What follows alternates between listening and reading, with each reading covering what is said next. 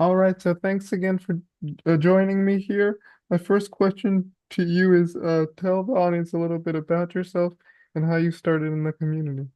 Yes. Well, thank you for having me.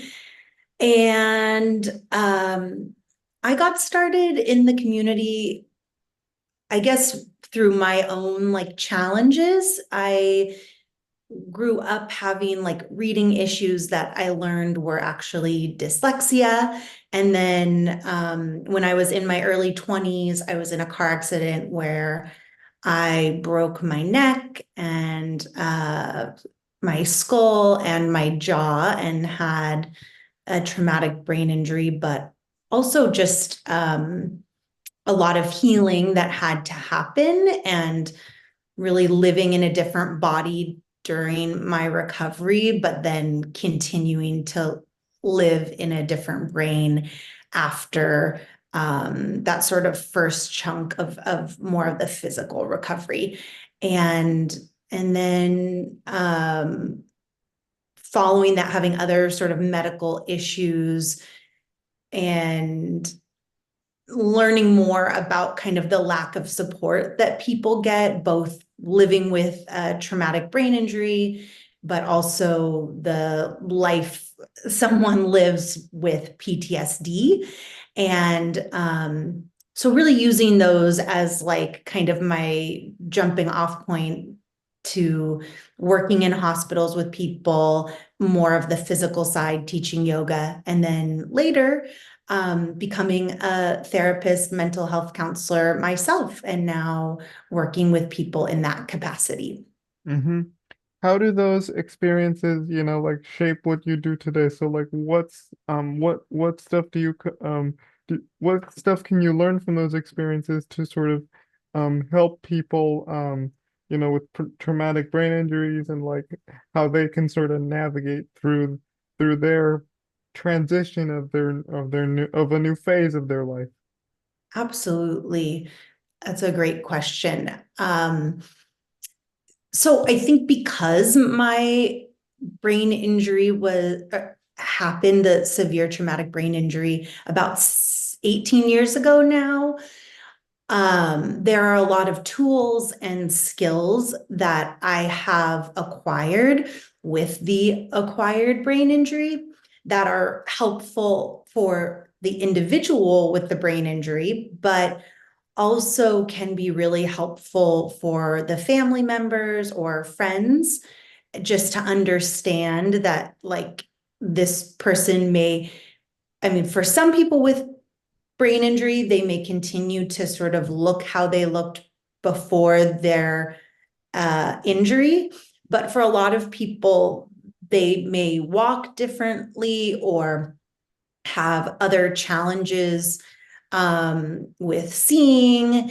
And so that really impacts their life. And even people that may have things that are less visible, they also really struggle. And I know for me too, like cognitively with word finding, with emotional dysregulation, and even with something as simple as sensory overload or just difficulty with sensory stuff. So like something smelling too strong and that really upsetting a person with a brain injury and having a hard time moving on, or bright lights or someone bumping into you accidentally. All of those things can be very disruptive to a person with a brain injury or a stroke, or someone that is living in a body that's sort of being asked to participate normally, where now they have a more diverse way of living as they have a brain injury. And I don't know that that really answered your question. I guess the one other thing I would add is that, you know, um, my own experience has given me the ability to really try out different things over the past 18 years. And so with that, from my experience, I can really empathize and feel compassionate for folks that have this and also really have frustration with themselves. And so a big component is learning to trust yourself. And then with that, learning how to live in a brain and or a body that now is having more difficulties in a world that isn't made for that neuro diverse brain and body. Mm-hmm. So like my next question is like, when people walk into like your office and talk about the issues that they have, what sorts of methods or approaches do you use like whenever you see someone, with a traumatic brain injury or oftentimes that are going through a mental health sort of struggle in their life? Because I feel like the mental health aspect is really key to all of this because oftentimes with the traumatic brain injury they don't feel um like this new phase of their life. It's like, this idea of why me, why what just the state of confusion and disbelief. So like what methods or approaches do you use to sort of say, um I'm here for you and I kind of see you? Like, because I know I've heard about cognitive behavioral therapy and all these other kinds of stuff, but like, what methods do you use when seeing your patients? I know I'm kind of rambly, but I No, apologize. no, I really appreciate that because I think in my own experience too, like as a client or a patient, I've tried a lot of different methods. Like I went to EMDR, I did CBT, I did psychoanalytic therapy for myself. And some of those things were really challenging and hard for me to follow. Uh, and I think you bring up a really great point as well, where there's a lot of like comparing, like I used to be like this, or now life is hard, and why did this happen? And so, in my experience, it's been really useful to use mindfulness tools and strategies, along with some more like really focusing on routine and logistics. Because I think with brain injury, really, really structural basic needs have to be cared for in order for the person to be able to feel good participating kind of in the world, if that makes sense.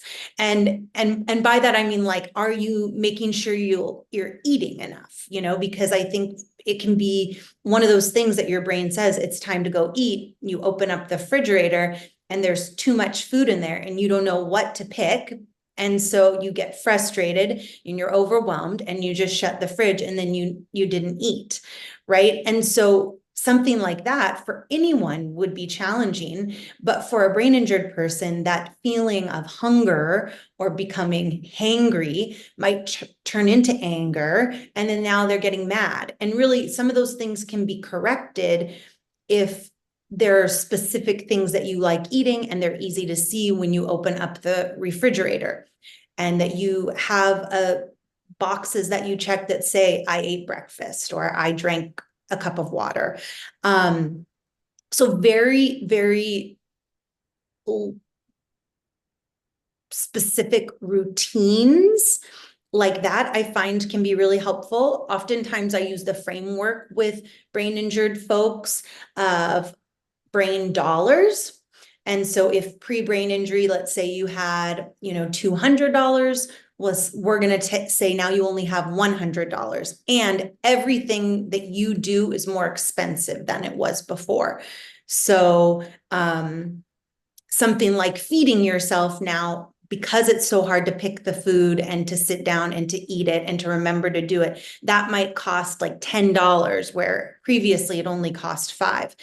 And so starting to really look at life now and where you're putting your energy and your brain dollars and where you want to be putting it, right? Like, what are the things that you don't want to miss out on post injury, because even cognitively, it's harder for a lot of folks with brain injury, including myself, to find the words and to properly kind of do good listening and understanding later on in the day. But in the morning and kind of the midday, that might be a better time. And this is sort of a general thing. So that's one thing. And then more specific to the tools of mindfulness, sometimes that can be like body awareness and doing a body scan, even for folks with brain injury who may be, their part of their body is paralyzed and they no longer really have sensation there, but being able to still be aware that that part of their body is next to their other thigh, or, getting kind of into things where we're just finding our breath and simply learning how to become interested in this moment right now versus going into the past, thinking about what things were like then. And part of that too, I think, helps people understand what they need and how to ask for it. Mm-hmm. All right. My next question is, what impact does your work as a professional like counselor have on the greater community? Like what if people said when people come to you and address their issues and needs?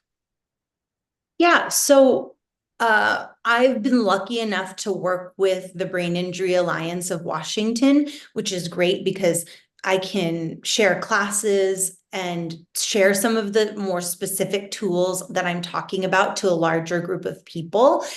And I've also been lucky enough to, when we used to have the Brain Injury Conference of Washington, a couple of times I was able to speak there. And from some of those larger groups that I've connected with, things that people have found helpful are, when you live with a brain injury, taking the time when you're talking to, before meeting with important, or not maybe important, well, doctors and different caregivers, to get really specific about what you need. It can be really hard sometimes with a brain injury to edit yourself, and you might hear that said as like no filter. But unfortunately, in the medical community, a lot of times the doctors don't have very much time to offer you. And so they might get confused if you're kind of sharing a longer story about what's going on with you, when it can be really helpful. Maybe if you give like one example, but then you have a really specific request, like, I'm not sleeping very well since I started this medication. But I know that I need to be on medication because if I'm not, my depression takes over. So something clear like that versus telling the entire story of what's been going on with you, and sort of the provider getting lost in that. And this also can be a tool that can be very helpful when we're communicating with our family members, especially for people that didn't have a brain injury and they acquired it like when they had a partner or maybe when they had children, and their family might be really wanting to help them, and unfortunately they're not understanding what the brain injured person is asking for. So trying to get really clear about what it is that you want and need, and then make that request. That's a really important one that I share and that people have taken a lot from. And other than that, I think self-acceptance is sort of a larger thing that sometimes can come with mindfulness and becoming more present. And especially when you're sort of in this battle, for many people that have brain injuries, it also starts with a very physical injury.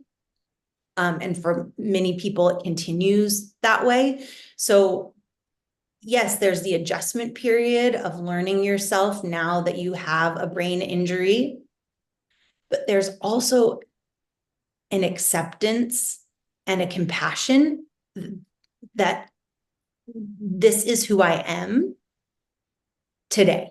And even the parts that you don't like about yourself today. Mm-hmm. To kind of wrap this up, what can people take away from this conversation? How can the community be more mindful and more aware of like, that people with brain injuries are a part of the community? The reason why I ask this is because I remember talking to a friend the other day where, we were talking about how the impact of social media can be good and sometimes bad. Bad in the sense that, there's a lot of hate and a lot of sort of ableism and nasty things, that people say to people with disabilities and all that kind of stuff.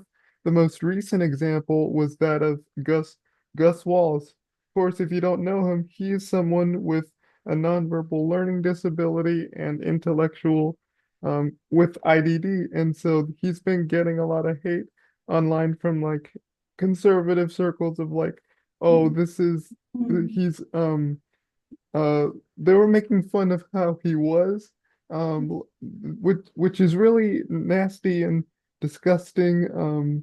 I won't get into the specifics of that because it's so yeah, it's so kind of offensive, but like just the amount of hate that he's been getting is just so despicable. So like how can the society, I guess, really sort of create a more welcoming sort of atmosphere for those individuals and people with brain injuries?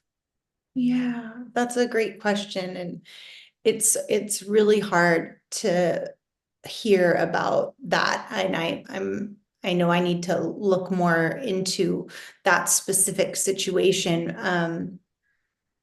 But it just like puts such a pit in my stomach because I think you're spot on that ableism is something that I've only heard people really talking about in the larger sense in maybe the past couple years. So I think that the allies that we have are maybe not knowing how much we need them to also step up. People that maybe are more, when it comes to brain injury, more of the neurotypical folks um, to stand up and also participate and to be there to help protect and stand up for our community. I think for brain injured people, it is really unfortunate because it's sort of a different element, which is they're comparing themselves to pre-brain injury, where maybe they had a different way of speaking, or they had a different way of getting around and moving, and a different way of being and showing up emotionally. And so isolating for the brain injured folks, but I think also a lot of people who live with disabilities, it has been just uh, a huge issue for so long. I remember when I very first had my brain injury and I was wearing, a full body cast and full neck cast and had no hair and just exposed bloody scabs all over my head. And I remember just feeling so alone. And this was in 2006, before any of the social media had really taken off or anything. And I don't even know if I had a computer, but I just remember really wishing, because I couldn't get around. I couldn't get around by myself. Walking was challenging. Everything was challenging. And so I just wish that there were like people I could talk to that weren't my family and talk about what was hard about now having a disability, and just even understanding what it was, like what was going on in my brain. And so I think about people like Gus, is it? Gus Waltz, yeah. Hmm. Yeah, and how they're really putting themselves out there, and being brave, and also helping other people know like you're not alone, and you can have a community no matter where you're at, whether it's in some stage of recovery or just living with your disability, that there are other people out there and you don't have to be isolated. And so it's I think really, like you said, it's a time where we need to ask people to stand up for folks like Gus, and understand that